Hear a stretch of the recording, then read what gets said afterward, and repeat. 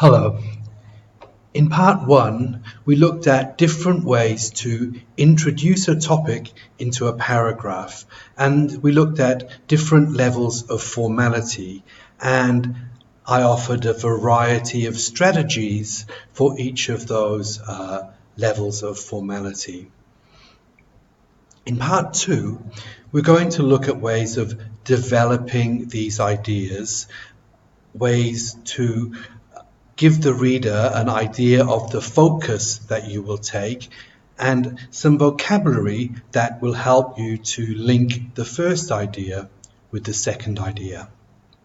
So in this screencast, we're going to look at these two red ones and this light blue one. Now, these are examples of fanboy conjunctions, coordinating conjunctions, but people often call them fanboys because the initials of the each conjunction spells out fanboys. So I'm going to give you examples for and, but, and yet. Let's start with and. So here is the fanboy conjunction and you can see there is a comma directly before it. So what we do is we make the introductory statement, we introduce a topic, the idea. It's widely acknowledged that educational costs should be subsidized, and not only for school students, but for people at any stage of life. So this and is a link between the first and the second idea in the sentence, and the second idea is extra information about the first idea, and that's indicated by and. This and that. We can see here that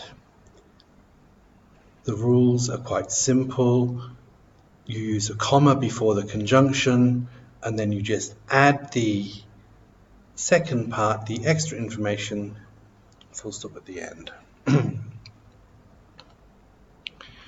The other two coordinating conjunctions, fanboys, are but and yet. And you can see it's the same pattern. There's a comma, then there is the conjunction, and straight into the second idea of the sentence.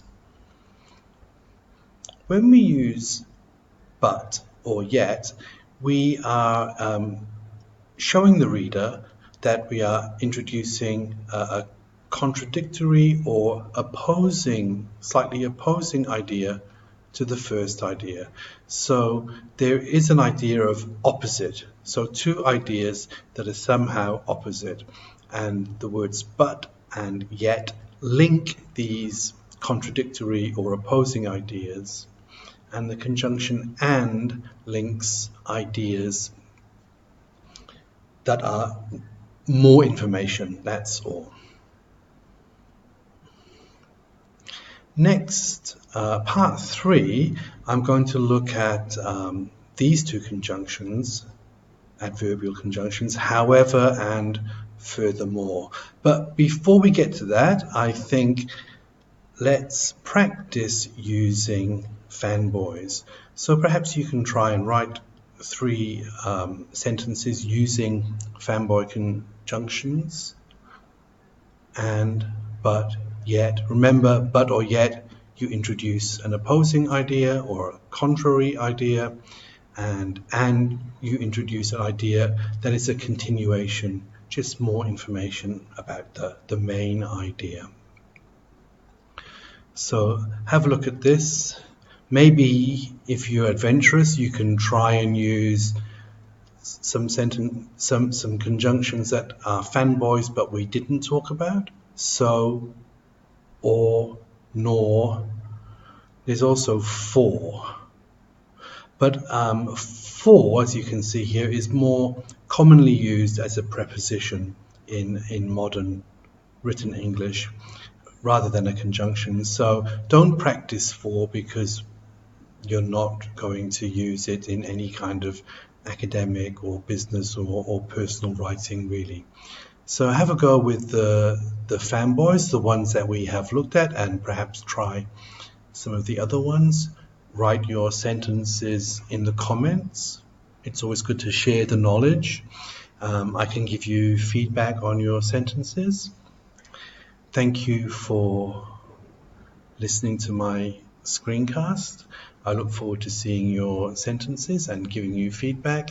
And coming up in part 3, I will talk about some other conjunctions that you can use.